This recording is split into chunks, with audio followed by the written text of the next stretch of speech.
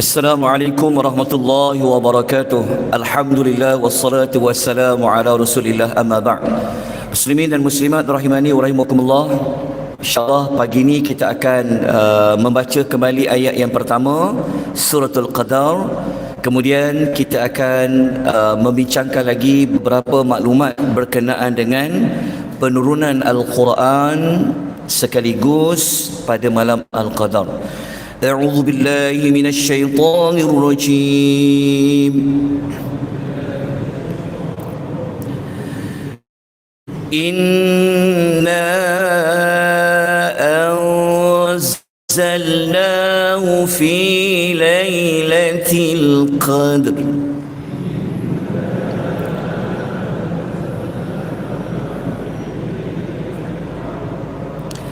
Okay, terjemahan ayat, inna sesungguhnya. Apabila Allah menggunakan inna, bermaksud Allah membuat penegasan. Anzalnahu, kami telah menurunkannya, merujuk kepada Al-Quran. Telah kita terangkan pada hari yang sebelumnya kenapa tidak disebutkan Al-Quran secara jelas. Fi, pada Lailatul malam Al-Qadar, iaitu Al-Qadar. Okay, dalam ayat ini Allah menggunakan ganti nama kami. Okay, kita telah meyakini Allah itu adalah Ahadun. Allah tu Esa, Maha Tunggal. Tapi kenapa Allah menggunakan kami adalah kerana Allah nak menunjukkan keagungan dirinya. Jadi kalau guna kami adalah sebagai bentuk ta'zim, untuk pengagungan. Kerana Allah itu dia adalah Maha Agung, menunjukkan keesaannya. Kalau Allah guna kami adalah untuk menunjukkan keagungan dirinya. Sebab itu para ulama mengatakan Al-Quran ini dia mulia. Kita boleh lihat daripada 3 sudut. Sudut yang pertama, Allah sandarkan Quran itu kepada dirinya. Allah sebut kami, tak dikongsi dengan sesiapa pun. Kalau kami itu menunjukkan Allah itu Maha Agung, jadi kalau Allah kata kami telah menurunkannya, maknanya agungnya Al-Quran itu. Kemudian Al-Quran ini agung yang kedua telah kita sebut pada hari yang sebelumnya. Kerana kemasyhuran Al-Quran ini, maka tak perlu disebut kalimah Al-Quran itu. Dan yang ketiga, Al-Quran ini dia mulia kerana Allah turunkan ia pada bulan manusia berpuasa, iaitu bulan Ramadan. Okay, penurunan Al-Quran telah kita sebut pada hari yang sebelumnya. Ayat yang pertama Suratul Qadar adalah ayat yang berkenaan dengan penurunan Al-Quran sekaligus daripada Lauh Mahfuz ke Baitul Izzah ataupun ke langit dunia. Okay, Al-Quran ini ketika mana Allah turunkan daripada Lauh Mahfuz sampai kepada langit dunia itu, Allah jaga betul-betul daripada syaitan di kalangan jin. Jadi ayat Al-Quran yang menyebutkan Allah jaga daripada syaitan ini, kita boleh rujuk antaranya adalah dalam surah Syu'ara, surah yang ke-26 ayat 210 hingga 212, muka surat 376. Ayat ini Allah menyebutkan a'udzubillahi minasyaitonir rajim wa ma tanazzalat bihi syayatin. Al-Quran ni tidak sekali-kali dibawa turun oleh malaikat, oleh syaitan. Allah tak bagi. Sebab syaitan ini dia telah kafir, dia dilaknat oleh Allah Azza wa Jalla, dia telah direjam oleh Allah sampai hari kiamat, dijauhkan daripada sebarang kebaikan. Jadi yang layak yang bawa Al-Quran ini melainkan adalah malaikat, terutama malaikat Jibril. Dan Allah kata lagi, wa ma yanbaghi lahum wa ma yastati'un, dan tak layak bagi syaitan itu buat sedemikian, dan mereka juga takkan dapat buat, kata Allah. Innahum anis sam'i lama'zulun, sesungguhnya mereka dihalang sama sekali daripada mendengar wahyu. Allah jaga Quran tu daripada Lauh Mahfuz turun sekaligus dekat Baitul Izzah pada malam Al-Qadar.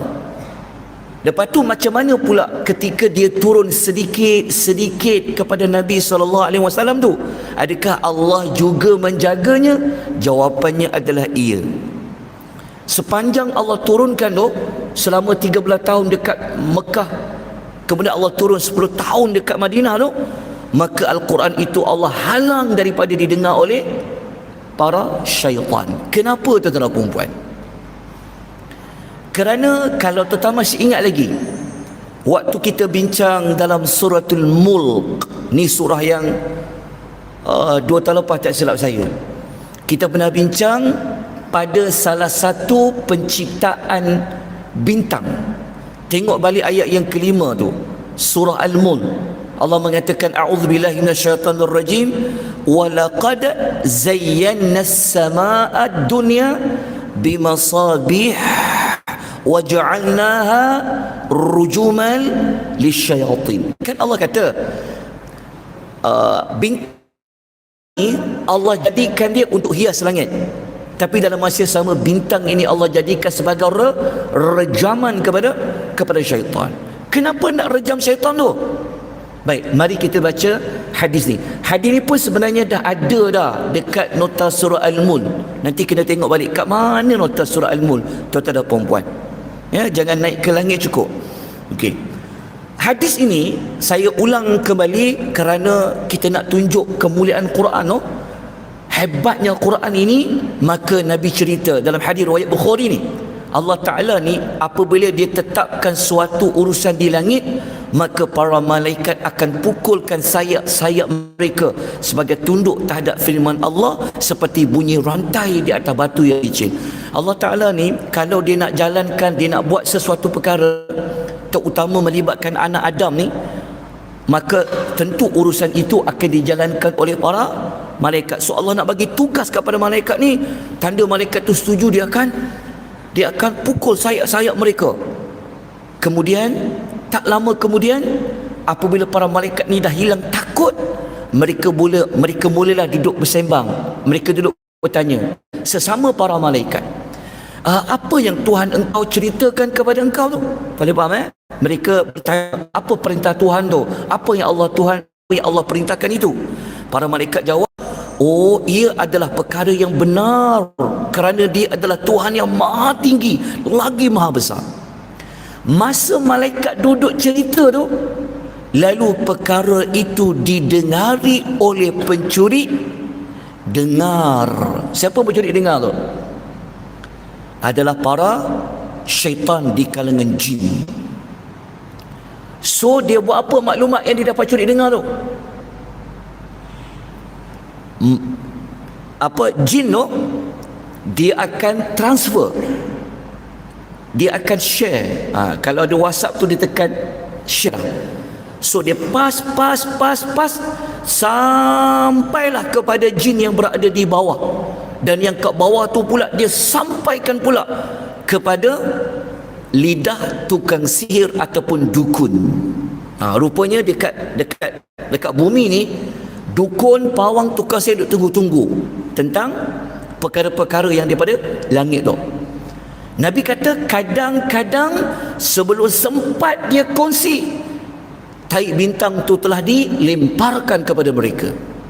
Dan kadang-kadang, kata Nabi SAW, belum sempat tahi bintang tu kena, dah sampai dah maklumat itu kepada jin-jin yang lain, sampai kepada orang ini yang di bawah. Lepas tu jin tu pun dia dengar satu benda, dia tambah lagi 100 penipuan kepada tukang dukun tu. Jalan mana? Hadis riwayat Al-Bukhari. Okey, kalau tuan-tuan nak rujuk dalam Quran, yang manusia yang mereka tunggu maklumat daripada jin itu, kita kena tengok dalam surah Asy-Syu'ara ayat 221 223. Ayat ni Allah mengatakan, hal unabbiukum ala man tanazzala syayatin. Nak tak aku ceritakan kepada kamu siapa para syaitan itu selalu turun? Allah kata, tanazzalu ala kulli affakin athim. Mereka selalu turun kepada tiap-tiap pendusta yang berdosa. Ni orang-orang di bawah ni. Okey. Yang menariknya, Okey, kalau tuan-tuan nak tengok ayat lain, sebenarnya kita dah 2-3 kali ulang tentang pencuri dengar berita langit ni. Kalau ingat lagi, kita pernah belajar baru-baru ini surah Al-Jin. Masih ingat lagi? Yang ini saya kukuhkan. Tadi hadis riwayat Bukhari, ni saya tunjukkan ayat Quran yang dulu sebelum Allah utuskan Nabi Muhammad, sebelum Allah turunkan wahyu Quran ni, hebatnya wahyu Quran ni menyebabkan para jin ni dia tak boleh lagi mencuri dengar berita langit, terutama Al-Quran lah. Mereka naik je, mereka dah nampak dah ada malaikat-malaikat yang menjaga. Nak tahu maklumat itu, kita pernah belajar ayat nombor 8, nombor 9 surah Al-Jin, muka surat 572. Moga-moga nota tu ada lagi ya. Takut nanti jin ambil nota tu. Okey, Allah Ta'ala kata ayat nombor 8, ingat tak? Jin cakap, dan sesungguhnya kami cuba mengintai berita langit. Kata wa anna lamasna sama'ad dunya fawajadnaha, lalu kami dapati langit itu dipenuhi dengan apa? Harusan syadidan, dengan pengawal-pengawal yang kuat kawalan dia, wasyuhuba, dan tahi-tahi bintang.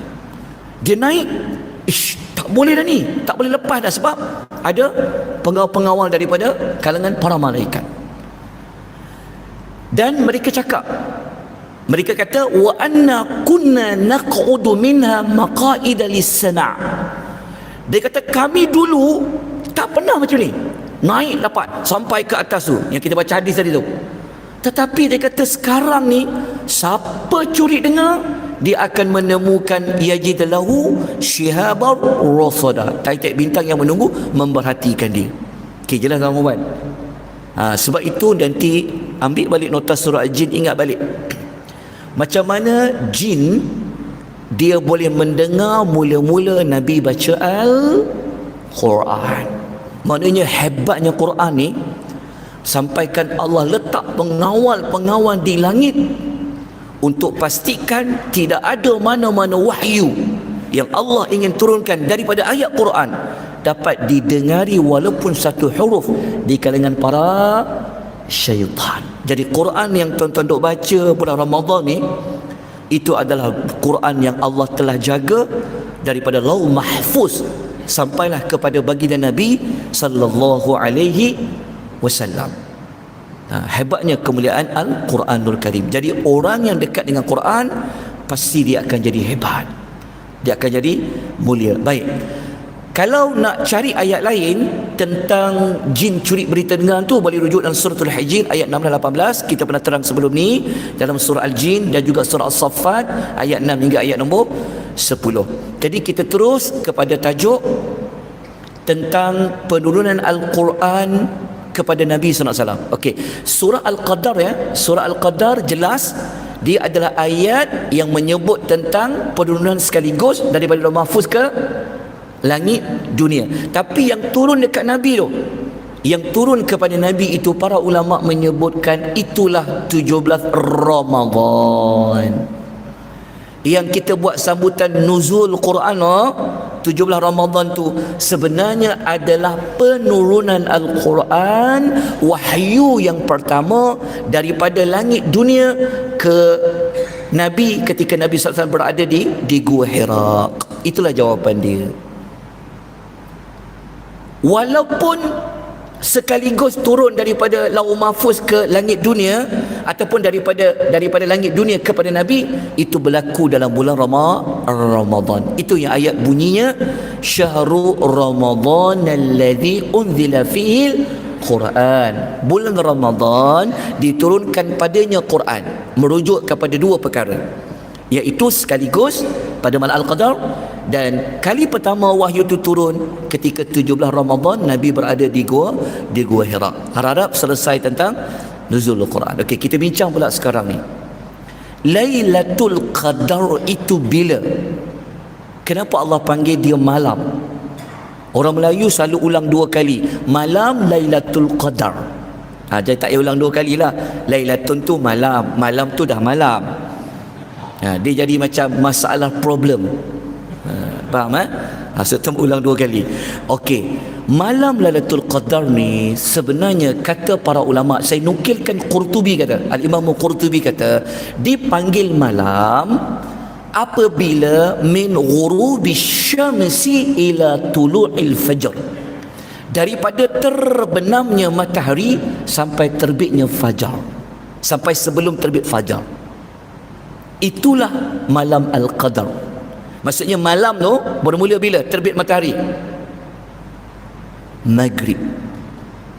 Maghrib je bermulalah malam sampai sebelum azan subuh. Maknanya mungkin maghrib semalam kot Lailatul Qadar, mungkin. Maknanya kalau malam Al-Qadar bermula daripada maghrib, ini bermakna dapat tak malam Al-Qadar sebelum ni? Kena tak malam Al-Qadar sebelum ni? Kena lah kan? Kita tak buat apa-apa semasa maghrib. Jadi malam Al-Qadar ni dia datang bermula maghrib. Sebab itu istilah malam. Dan dia akan tamat apabila azan subuh. Sebenarnya maklumat itu Allah terang dalam surah Al-Qadar tu. Ni contoh. Okey ya. Ayat pertama Allah kata Lailatul Qadar, betul? Ayat terakhir, ayat kelima bunyinya apa? Salamun hiya hatta matla'il fajr. Apa maksud matla' fajr?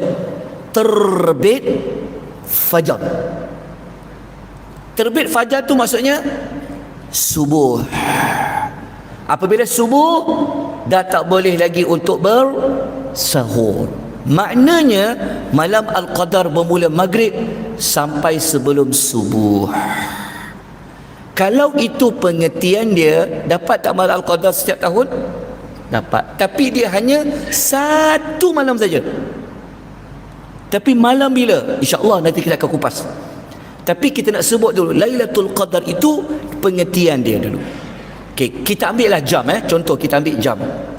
Maghrib 7.27 lah. Kita letaklah dalam 7.20 sebab nak samakan dengan subuh. Kita ambillah contoh maghrib 7.20. 7.20 bermulalah malam Al-Qadar. Satu malam lah contoh. Dan bila dia tamat? Dia akan tamat pada jam 6.20. Kalau 6.20 tu adalah waktu subuh. Jadi ada berapa jam malam Al-Qadar? Ada 12 jam. Jadi perkataan malam Al-Qadar tu, kalau siapa nak dapat penuh malam Al-Qadar tu, seolah-olahnya ini kita tengok jam kalau maghrib tu lagi lambat, tengoklah subuh tu. Maksudnya dia dikira daripada waktu, daripada maghrib sampai ke sebelum subuh.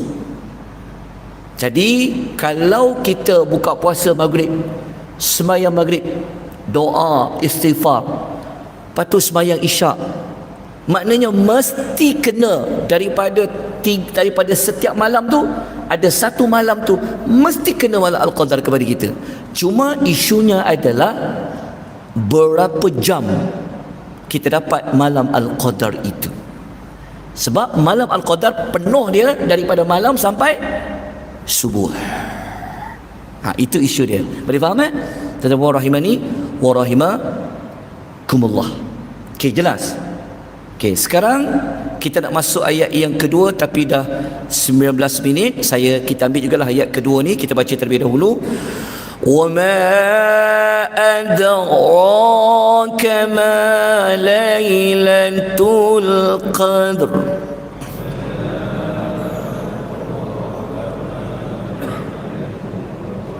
Wama, dan apakah engkau adraka dapat mengetahui ma, apa dia, Lailah iaitu malam Al-Qadar itu. So Allah bertanya. Kenapa Allah tanya?